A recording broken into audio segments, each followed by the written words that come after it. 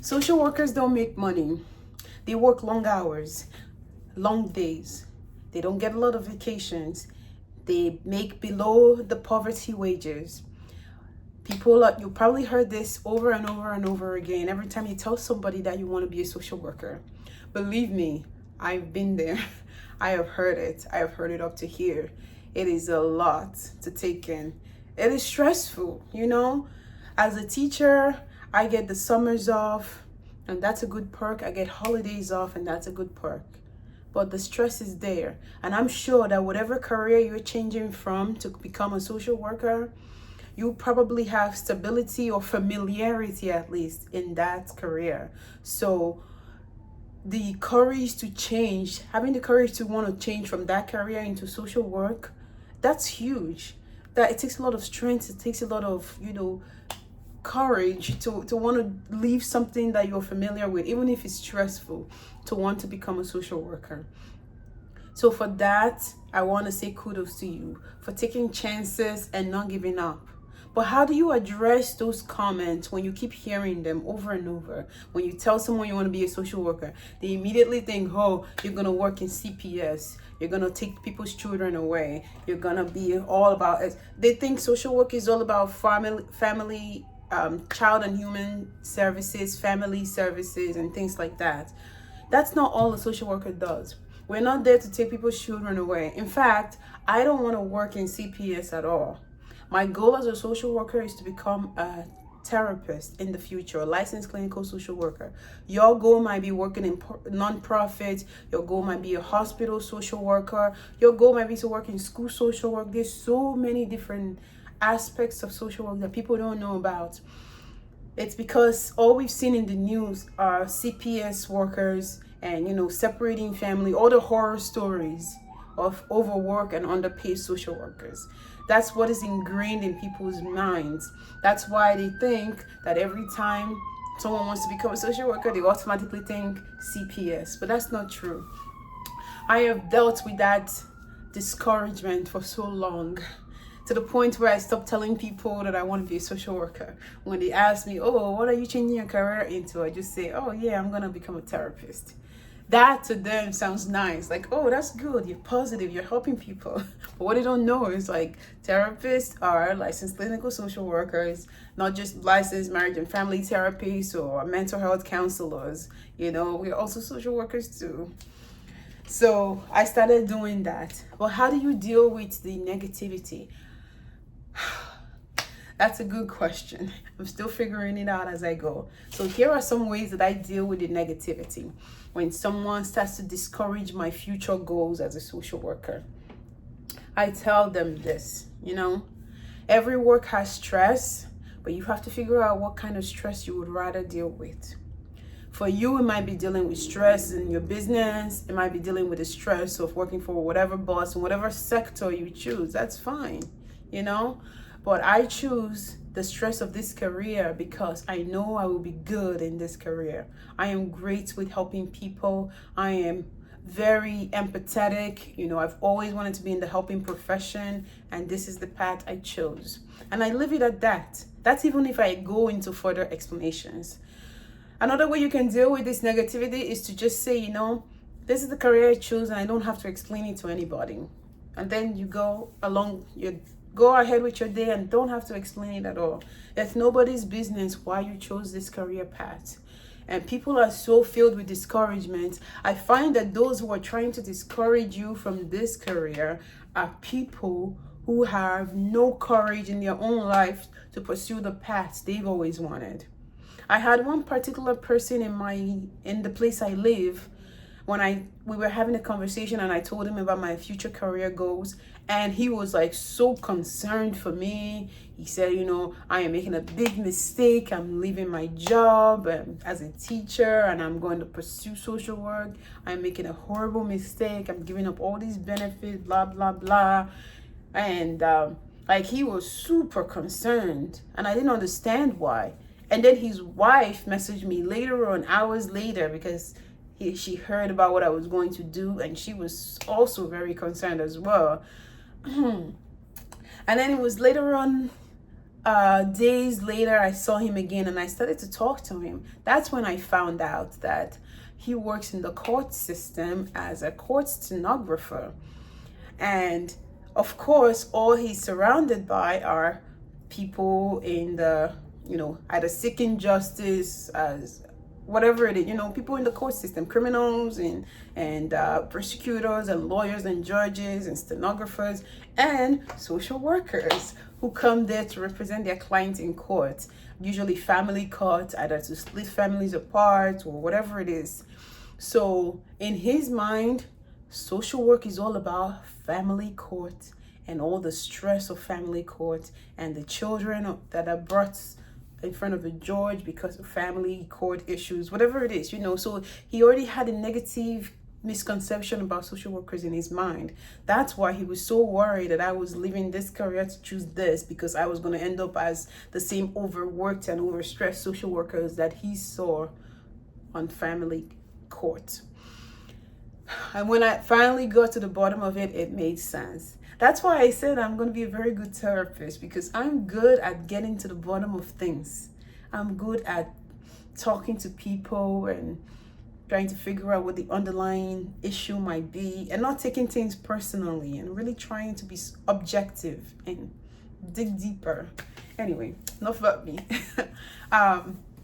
So I also got to talking to him and I found out that he does not like his job. He never likes his job as a stenographer, long hours, and he's just really stressed out all the time. And he's always wanted to be a computer analyst or something like that, work coding and working with computers. When he tried to leave his job as an analyst, as a stenographer, to pursue the analyst and get a second master's degree, his wife was vehemently opposed to it. She was really mad, and he had to give that up and continue in the safe career path that he was used to, that made her feel comfortable. So when he heard that I was leaving and my husband was supportive, my family was supportive, like, it brought out something in him that made him want to push me into like the path of least resistance that he was used to. So he wanted me to stay where I was, just like his wife convinced him to stay where he was. And then later on, I got to talking again, and I also found out like he really wants to work for himself. He wants to open his own business. He wants to do the data analytic skills combined with stenography skills to develop a program for stenographers in the court system. And he has big dreams for where he wants his future to go, and he can't pursue that. And just because sometimes people project, what I'm trying to say is people project their insecurities onto you because they haven't been able to find a way to achieve their goals, to reconcile their feelings and their dreams with what their current state of life is. I don't know if I'm making sense. I want this big thing over here, but I am currently over here, and they don't know how to find a way to merge their dreams with their current states together. So rather than encouraging you, when they see that you are pursuing your dreams, you're going after what you want, regardless of all the fears and all of the discouragement from the outside world, they get nervous. They feel some kind of way, like, wait, subconsciously they're saying to themselves, how come she's doing this or he's doing that and I can't? Maybe I should just tell them to feel, to stay where they are, stay in their lane and not try, not go anywhere. I'm not saying everybody's thinking this, but this can be just one of the explanations why people want you to not be a social worker. Don't do it. Oh my God, it's so scary. Don't do it. Long hours, low pay, blah, blah, blah, blah, blah.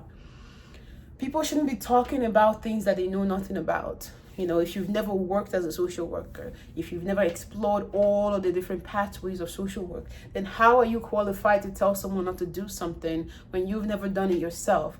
All you know about it are the things you read in the news. We all know that not everything we've read in the news is correct and doesn't apply to everyone, even if it's correct. So don't let people discourage you. There are people who I personally know who are making six figures as a licensed master social worker, people who are not even clinical social workers are making good money. You can work in with the state. Anything with the state or anything with the union will make you good, decent pay. And you don't need to be a millionaire to be making good money. You know, whatever good money is to you, that's what it is to you. Good money might be 100K a year for someone else, and good money might be 80K a year for you, or 75 for you, or whatever it is. You know, if it makes you live a comfortable, happy life and gives you the ability to do everything you want to do, does not give you stress, you can control your schedule, whatever it is, then that's good money for you. You know, everyone is not going at the same pace. We don't have the same life journey. We have things that satisfy us differently than other people. So what I'm trying to say is, don't let everyone else discourage your path, because you chose this path. You are making a career change to MSW. That's the name of this channel. You're here because you're changing from one thing to another. And it's okay if you try something and it doesn't work out. That's fine too. At least you don't live with regrets, saying, I wish I knew. Because in the future, if you don't do it and you're living with regret, then the only person that there is to blame is yourself. So do what you think will make you happy. Try something new. Try anyway. And if it doesn't work out, that's okay. But I believe in you. I believe in myself. I am not going to take all this negativity and internalize them, because I am the kind of person that struggle with anxiety and I get nervous when people start trying to discourage me. I just have to block out all of the negativity and say, you know, stay in your own lane. You don't know what you don't know.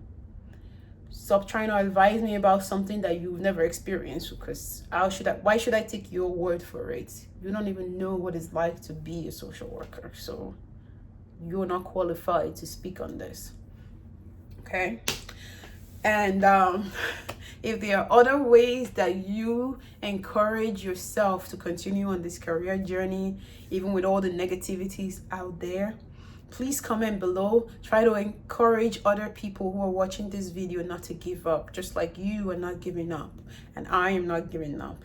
We're all in this together. So leave your encouraging words down in the comments.